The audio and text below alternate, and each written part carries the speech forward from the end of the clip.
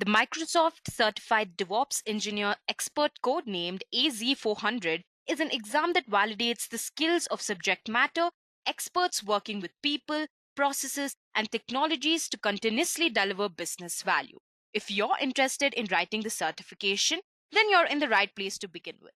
Hi everyone, this is Kavya from Edureka. Welcome to today's session on Microsoft Azure AZ-400 tutorial. Before we begin the session, I'd like to address the agenda. Firstly, there'll be an introduction to Azure DevOps. Then we will understand how to implement continuous integration, how to set up a release management workflow. Moving on, we'll learn how to implement compliance and security and also continuous feedback. We will also discuss some major Azure tools and finally end the session with a case study. I hope the agenda is clear. Kindly take up this time to subscribe to us and do not forget to hit that bell icon to never miss an update from the Edureka YouTube channel. Also, to learn more about new trending technologies, visit our page, the link to which is given in the description box below.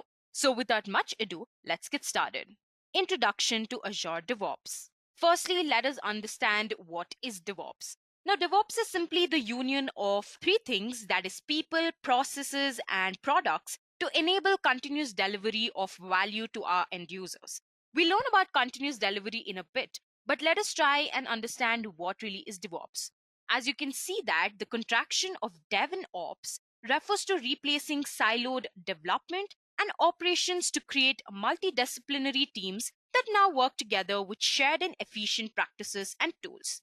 Way before in time, the development and operation teams worked separately, but now with the help of DevOps, they work hand in hand. Essential DevOps practices include agile planning, continuous integration, continuous delivery, and monitoring of applications. Now, when you adopt DevOps practices, you shorten your cycle time by working in smaller batches, using more automation, hardening your release pipeline, improving your telemetry, and deploying more frequently. Now that we know what is DevOps, let us understand what is Azure DevOps. Now, Azure DevOps provides developer services for support teams to plan work, collaborate on code development, and build and deploy applications. Azure DevOps supports a culture and set of processes that bring developers and project managers and contributors together to complete software development. It allows organizations to create and improve products at a very fast pace than they can with traditional software development approaches like the waterfall approach. You can now work in the cloud using Azure DevOps services or on premises using Azure DevOps Server. So you have two options. Now, Azure DevOps provides integrated features that you can access through your web browser or IDE client. Now, you can use one or more of the following standalone services based on your business needs. The first one that we'll be talking about is Azure Repos, which provides Git repositories or Team Foundation version control for source control of your code. Azure Pipelines, on the other hand, provides build and release services to support continuous integration and delivery of your applications.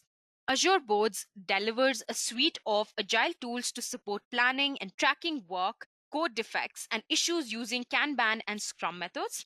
Azure Test Plans, on the other hand, provides several tools to test your applications, including manual or exploratory testing and continuous testing. The last component is Azure Artifacts, which allows teams to share packages such as Maven, NPM, NuGet, and more from public and private sources and integrate package sharing into your pipelines. Now that we know what is DevOps and Azure DevOps, let's understand how to implement continuous integration. Before that, we have to understand what is Azure Pipelines. This is really important. Now, Azure Pipelines automatically builds and tests code projects to make them available to others. That's all it does. So it works with just about any language. It could be Java, Python, or project type. And these pipelines combines continuous integration and continuous delivery to constantly and consistently test and build your code and ship it to any target eventually. Now, you must be wondering, what is continuous integration? Continuous integration is the practice used by development teams to automate the merging and testing of code. Implementing continuous integration helps to catch bugs way early in the development cycle, which makes them less expensive to fix. Automated tests execute as part of the continuous integration process to ensure quality. Artifacts are produced from continuous integration systems and fed to release processes to drive frequent deployments. The build service in TFS helps you set up and manage continuous integration for your applications. Now, continuous delivery, on the other hand, is a process by which code is built, tested, and deployed to one or more test and production environments. Deploying and testing in multiple environments drives quality. So, continuous integration systems produce the deployable artifacts, including infrastructure and applications. Automated release processes consume these artifacts to release new versions and fixes to existing systems. Monitoring and alerting systems run continually to drive visibility into the entire continuous delivery process. The release service in TFS helps you set up and manage continuous delivery for your applications. Azure also has continuous testing on premises or in the cloud, which is the use of automated build deploy test workflows, and with a choice of technologies and frameworks that test your changes continuously in a fast, scalable, and efficient manner. Implementing CI CD pipelines helps to ensure consistent and quality code that's readily available to users. And Azure Pipelines provides a quick, easy, and safe way to automate building your projects and making them available to users. The next question that arises is, why should one use Azure Pipelines, right? So, the first and the most important benefit of using Azure Pipelines is it works with any language, any platform. That's one of the biggest advantage. And the next advantage is that it deploys to different types of targets at the same time. It also integrates with Azure deployments. It builds on Windows, Linux, or Mac machines. That is, it works on any OS. And it also integrates with the biggest and the most popular code hosting website, that is GitHub. It also works with open source projects. So this is definitely why one should opt for Azure to create their pipelines. Now let's move on and learn the differences between continuous integration and continuous delivery. Azure Pipeline supports continuous integration and continuous delivery to constantly and consistently test and build your code and ship it to any target. Now, you accomplish this by defining a pipeline. You define pipelines using the YAML syntax or through the user interface, that is the classic way. Continuous integration. So, in continuous integration, the tests are automated and builds for your project. Continuous integration also helps to catch bugs or issues early in the development cycle when they're easier and faster to fix. Items known as artifacts are produced from continuous integration systems. They're used by continuous delivery release pipelines to drive automatic deployments. Continuous delivery, on the other hand, automatically deploys and tests code in multiple stages to help drive quality. Continuous integration systems produce deployable artifacts, which include infrastructure and applications. Automated release pipelines consume these artifacts to release new versions and fixes to the target of your choice.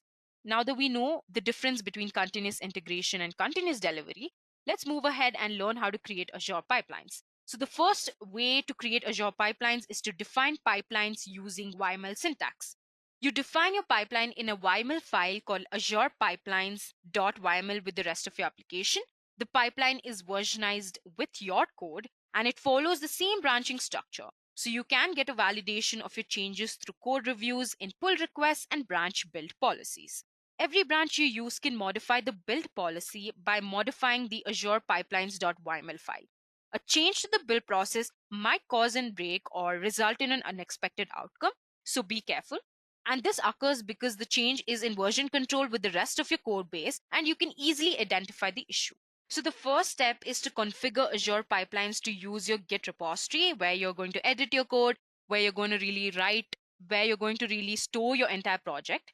And then you're going to edit your Azure Pipelines.yml file to define your build. In the third step, you're going to push your code to your version control repository. And this action finally kicks off the default trigger to build and deploy and then eventually monitor your results. So once the pipeline has been created, your code has been now updated, built, tested, and packaged. It can then be deployed to any target that you'd like. There's also another way to create your Azure pipelines, that is to define pipelines using the classic interface. Now here you create and configure pipelines in the Azure DevOps web portal with the classic user interface editor. So what you do is you define a build pipeline to build and test your code and then to publish artifacts. You also define a release pipeline to consume and deploy those artifacts to deployment targets. So here the first step is to configure Azure pipelines to use your Git repository. Then you use the Azure Pipelines Classic editor to create and configure your build and release pipelines. Then you finally push your code to your version control repository. This action triggers your pipeline and runs tasks such as building or testing codes. The build creates an artifact that's used by the rest of your pipeline to run tasks such as deploying, to staging, or even production. So the tasks that are released is termed as continuous delivery, and the part where you're building tasks and testing them is termed as continuous integration. Now that we know how to create your own Azure pipelines, let's go ahead and learn to set up release management workflow. So the first thing that we're going to learn is how to design a release strategy. So we have to understand what is release pipelines. Okay, so release pipelines enable teams to continuously deploy their application across different stages with lower risk and with faster pace. Deployments to each stage can be fully automated by using jobs and tasks. Teams can also take advantage of the approvals and gates feature to control the workflow of the deployment pipeline. Here, each stage in a release pipeline can be configured with pre-deployment and post-deployment conditions that can include waiting for users to manually approve or reject deployments and checking with other automated systems that specific conditions are met. In addition, teams can configure manual validations to pause the deployment pipeline and prompt users to carry out manual tasks, then resume or reject the deployment. By using gates, approvals, and manual intervention, you can take full control of your releases to meet a wide range of deployment requirements. You can also release deployment control using gates. Gates allow automatic collection of health signals from external services and then promote the release when all the signals are successful at the same time or stop the deployment on timeout. Typically, gates are used in connection with incident management, problem management, change management, monitoring, and external approval systems. Some scenarios and use cases for gates are incident and issue management. Here, you ensure the required status for work items, incidents, and issues occur regularly. For example, now you have to ensure deployment occurs only if no priority zero bugs exist and validation that there are no active incidents take place after deployment. Also, another scenario would be to seek approvals outside Azure pipelines. Here, notify non Azure pipeline users, such as legal approval departments, auditors, or IT managers, about a deployment by integrating with approval collaboration systems such as Microsoft Teams or Slack and waiting for the approval to complete. In another scenario, there could be quality validation. Query metrics from tests on the build artifacts, such as pass rate or code coverage, and deploy only if they are within a required threshold. There are many other use cases like security scan on artifacts, user experience relative to baseline, change management, infrastructure health. There are many scenarios that you can use gates for. So, this is a really important topic. Moving on, let us learn how to implement compliance and security. Firstly, we will have to design a dependent management strategy. Before we learn how to design one, we will have to understand what is dependency management. Now, with modern software architectures and development methods, software dependencies can come intertwined quickly. With more online repositories like GitHub, Docker Hub, pre-built libraries, and services can be easily published and leveraged. Now, these projects can be managed by all sorts of individuals or groups and have a very wide range of work ethics, from well-maintained solutions with good community and multiple contributors and release schedules. That is all the way to the other end of the spectrum. Code is also developed internally and is often reused. Wherever the source comes from, the problem is the same. Once implemented, one project now has a dependency on other. Now, for example, when a team comes together to build a solution, they may decide for various reasons to leverage code that already exists. Now, depending on the type and language used for that particular project, there are different sources that can be leveraged to accelerate development. For example, let's say you're running a .NET application that's going to be processing JSON that you retrieve from Azure to describe Azure resources. Now, rather than having to write all the logic to handle the JSON file, your team decides to leverage a popular package called newtonsoft.json, which is a publicly available package. You could leverage the NuGet package that's already been built and published for consumption. By leveraging this package in your code, you have created a dependency on the package for your solution. Now, you must be wondering, what is a package? A package is simply a standardized way of distributing codes that can be consumed by another application or solution. Metadata is used to help store and version and identify these packages. So there are different types of packages, right? So these artifacts can be NuGet, NPM, they can also be Maven, and all of these are a part of the packages. Okay. So we'll be talking about NuGet. So NuGet is a free open source package manager designed for the Microsoft development platform used in .NET since its introduction in 2010.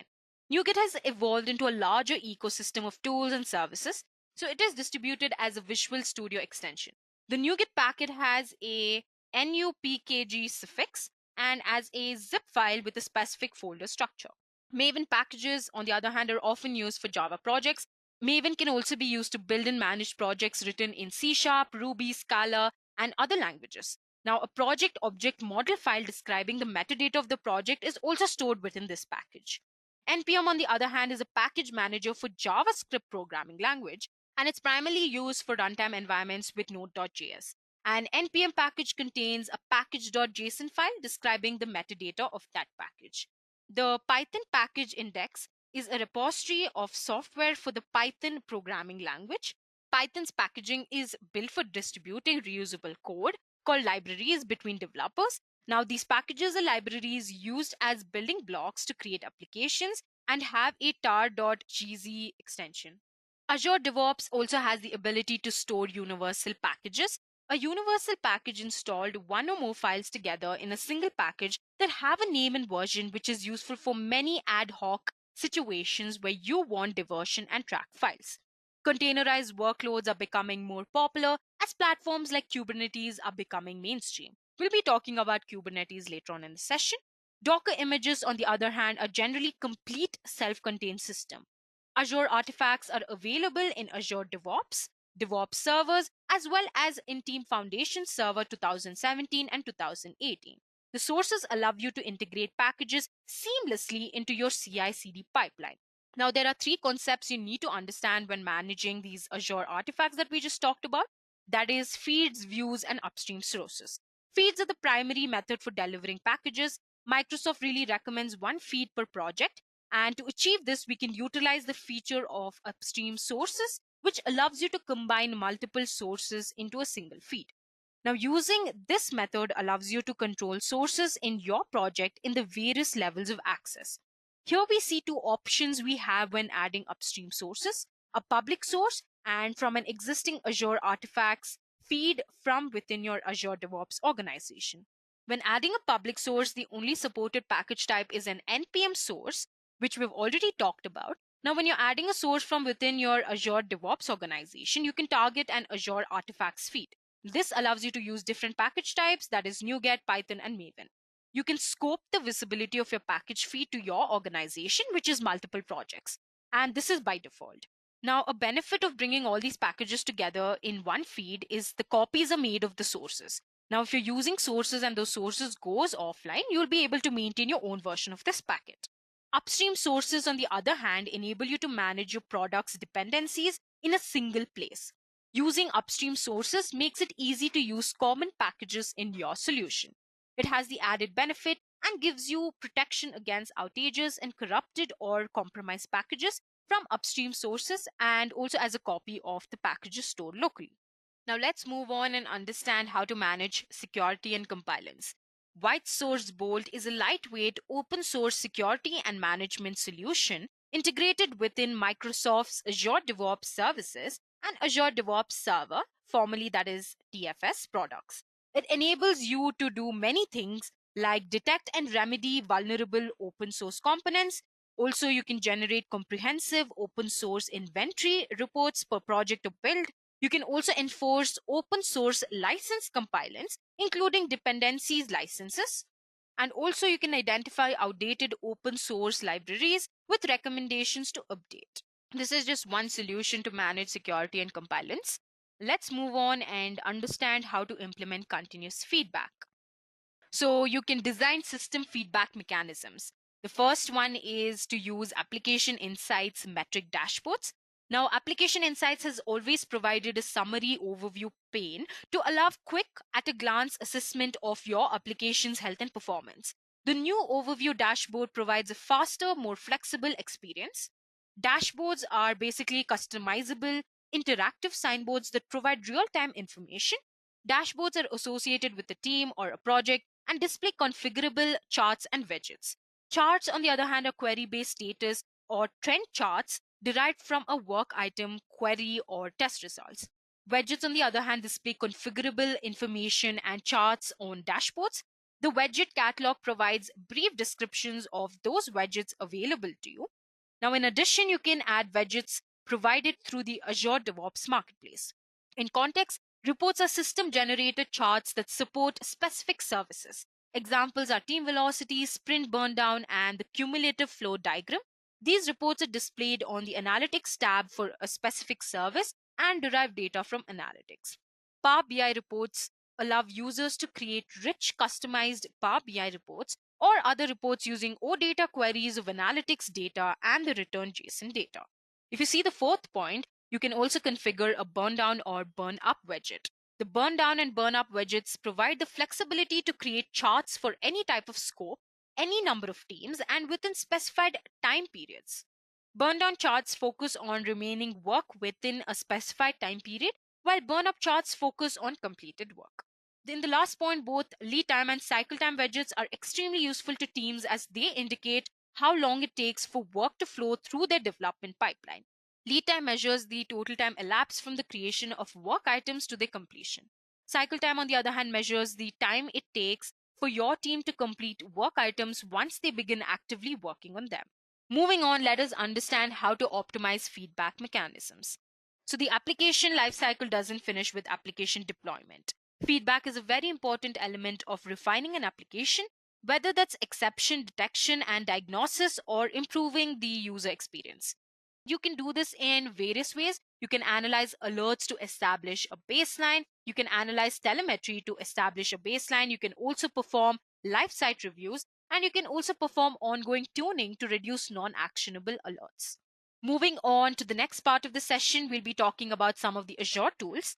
The first one that we're going to talk about is Azure Kubernetes Service, which simplifies deploying a managed Kubernetes cluster in Azure by offloading much of the complexity and operational overhead to Azure.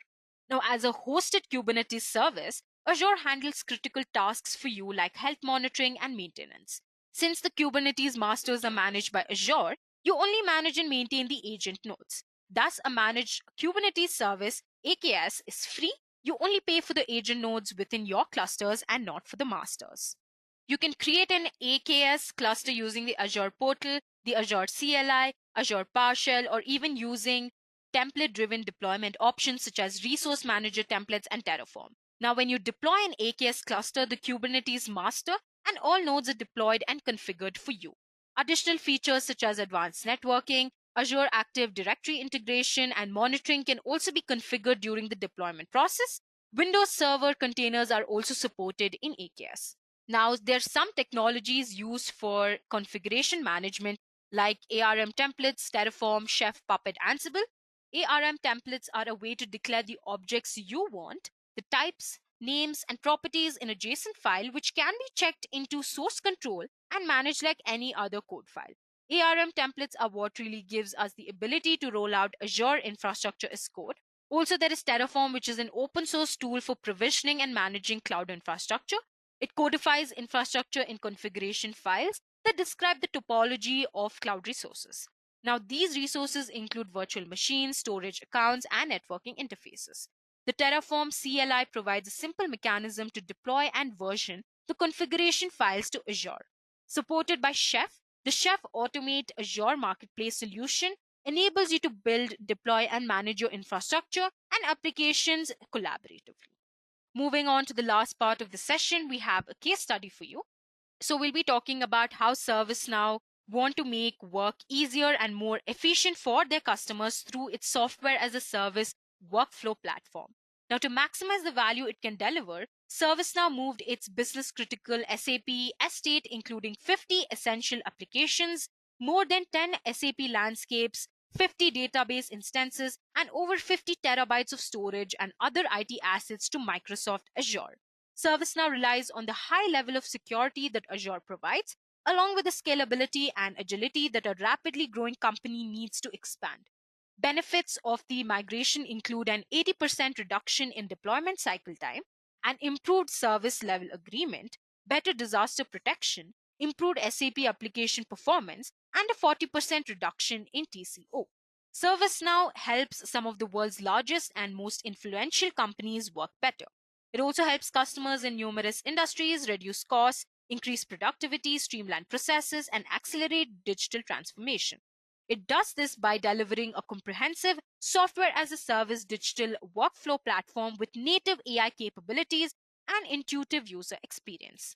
To support its customers, ServiceNow must ensure that its own internal systems and processes are powerful, dependable, and scalable. The company has long relied on Azure to keep its operations running. With this, we come to the end of today's session on Microsoft Azure AZ-400 tutorial. If you have any queries, feel free to leave them in the comment section below and we'll get back to you as soon as possible. Until next time, thank you. I hope you have enjoyed listening to this video. Please be kind enough to like it, and you can comment any of your doubts and queries, and we will reply them at the earliest. Do look out for more videos in our playlist and subscribe to Edureka channel to learn more. Happy learning!